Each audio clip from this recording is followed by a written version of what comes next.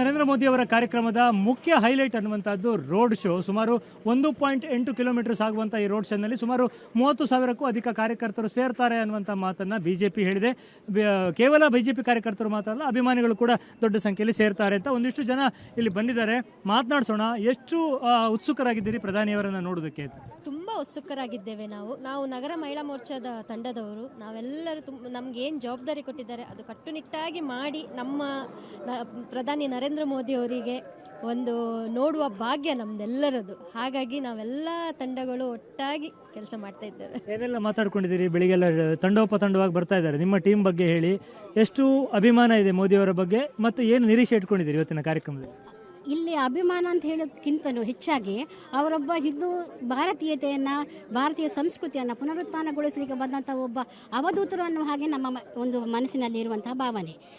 ಒಬ್ಬ ಅಭಿಮಾನಿಯಾಗಿ, ಒಬ್ಬ ಭಕ್ತರಾಗಿ, ಒಬ್ಬ ಆದರ್ಶ ವ್ಯಕ್ತಿಯನ್ನು ನೋಡುವಾಗ ಯಾವ ರೀತಿಯ ಒಂದು ಪುಳಕತೆ ನಮ್ಮಲ್ಲಿರುತ್ತೆ, ಆ ರೀತಿಯ ಕ್ಷಣವನ್ನು ಉಡುಪಿಯ ಪ್ರತಿಯೊಬ್ಬ ನಾಗರಿಕ ಎಣಿಸ್ತಾ ಇದ್ದಾನೆ ಅಂತ ನಾವು ಎಣಿಸ್ತಾ ಇದ್ದೇವೆ. ತುಂಬ ಖುಷಿ ಆಗ್ತಾ ಇದೆ. ಅವರ ಕಾತುರಿಕೆಯನ್ನು ನೋಡ್ತಾ ಇದ್ದೇವೆ, ಬರುವಿಕೆಯನ್ನು ನಾವು. ತುಂಬ ಜನ ಸೇರ್ತಾರೆ. ತುಂಬ ಖುಷಿ ಆಗ್ತಿದೆ ಸರ್. ಮೋದಿ ಬರೋದು ನಮಗೆ ತುಂಬ ಖುಷಿ. ರಾತ್ರಿ ಇಡೀ ನಿದ್ದೆ ಮಾಡಲಿಲ್ಲ, ಯಾವಾಗ ಬೆಳಗಾಗ್ತದೆ ಯಾವಾಗ ಬೆಳಗಾಗ್ತದೆ ಅಂತ ಹೇಳಿ. ಅದೇ ಅವರನ್ನು ನೋಡಬೇಕಲ್ಲ, ಹಾಗೆ ಬಹಳ ಉತ್ಸಾಹ ಅಲ್ಲ ಎಲ್ಲರಲ್ಲೂ ಕೂಡ? ತುಂಬ ಖುಷಿ ಆಗ್ತಾ ಇದೆ ಸರ್. ನಮಗೆ ಅದು ಹೇಳಲಿಕ್ಕೆ ಸಾಧ್ಯ ಇಲ್ಲ, ಅಷ್ಟು ಉಕ್ಕಿ ಉಕ್ಕಿ ಬರ್ತಾ ಯಾವಾಗ ನೋಡುದಂತೇಳಿ. 7 ಗಂಟೆಗೆ ಹಾಡಿ ಸ್ವಾಗತ ಮಾಡ್ತೀರಾ?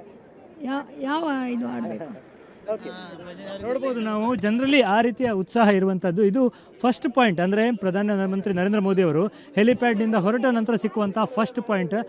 ಇಲ್ಲೆಲ್ಲ ಬರುವಂಥ ಸಾರ್ವಜನಿಕರಿಗೆ ಇನ್ಸ್ಟ್ರಕ್ಷನ್ಸ್ ಕೊಡೋದು ಇತ್ಯಾದಿ ಕೆಲಸಗಳನ್ನು ಮಾಡ್ತಾ ಇದ್ದಾರೆ. ಪೊಲೀಸರು ಕೂಡ ಬರುವಂಥ, ಇಲ್ಲಿ ಸೇರುವಂಥ ಜನರಿಗೆ ಕೆಲವು ಸೂಚನೆಗಳನ್ನು ಕೊಡುವಂಥದ್ದು, ಭದ್ರತಾ ವಿಚಾರ ಇದೆಲ್ಲನೂ ಕೂಡ ನೋಡಿಕೊಳ್ತಾ ಇದ್ದಾರೆ. ಇನ್ನು ಈ ಭಾಗದಲ್ಲಿ ನಾವು ನೋಡಿದರೆ ನಾರಾಯಣಗುರು ಸರ್ಕಲ್ ಅಲ್ಲಿ ಏನು ನಮ್ಗೆ ಕಾಣ್ತಾ ಇದೆ, ಅದನ್ನು ಕೂಡ ನಾರಾಯಣಗುರು ಸರ್ಕಲ್ ಅಲ್ಲಿ ಏನು ಕಾಣ್ತಾ ಇದೆ ಅದನ್ನು ಕೂಡ ಅಲಂಕರಿಸಲಾಗಿದೆ. ಅಂದರೆ ನಾರಾಯಣ ಗುರುಗಳ ಸರ್ಕಲ್ ಮೂಲಕವೇ ಅವರು ಹಾದು ಬರುವಂಥದ್ದು. ಅದೇ ಅವರ ಫಸ್ಟ್ ಪಾಯಿಂಟ್ ಕೂಡ ಆಗಿರುತ್ತೆ. ಅಂದರೆ ಹೆಲಿಪ್ಯಾಡ್ನಿಂದ ಸುಮಾರು 500 ಮೀಟರ್ ದೂರದಲ್ಲಿ ಇರುವಂಥ ಒಂದು ಪಾಯಿಂಟ್ ಇದು.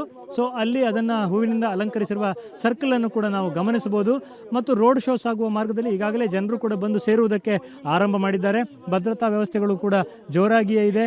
ಇನ್ನು ಸಾಂಸ್ಕೃತಿಕ ಕಾರ್ಯಕ್ರಮಗಳು ಕೂಡ ಇಲ್ಲಿ ನಡೀಲಿಕ್ಕಿದೆ. ಮೊದಲ ವೇದಿಕೆಯಲ್ಲಿ ಈಗಾಗಲೇ ಕಲಾವಿದರ ತಂಡಗಳು ಕೂಡ ಬಂದು ಬೀಡು ಬಿಟ್ಟಿರುವುದನ್ನು ನಾವು ನೋಡಬಹುದು. ಅವರು ಕೂಡ ಅವರ ತಯಾರಿಗಳನ್ನು ಮಾಡಿಕೊಳ್ತಾ ಇದ್ದಾರೆ. 3 ಕಡೆಗಳಲ್ಲಿ ಸಾಂಸ್ಕೃತಿಕ ಕಾರ್ಯಕ್ರಮ ಇರುತ್ತೆ.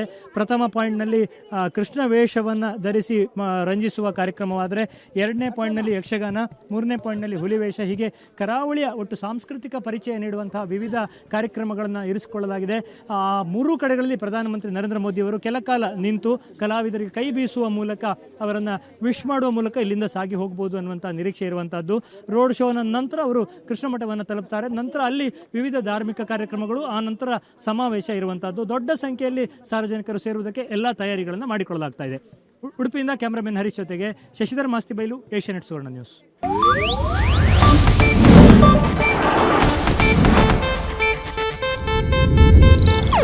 ಇದು ಏಷ್ಯಾನೆಟ್ ನ್ಯೂಸ್ ನೆಟ್ವರ್ಕ್ ಪ್ರಸ್ತುತಿ.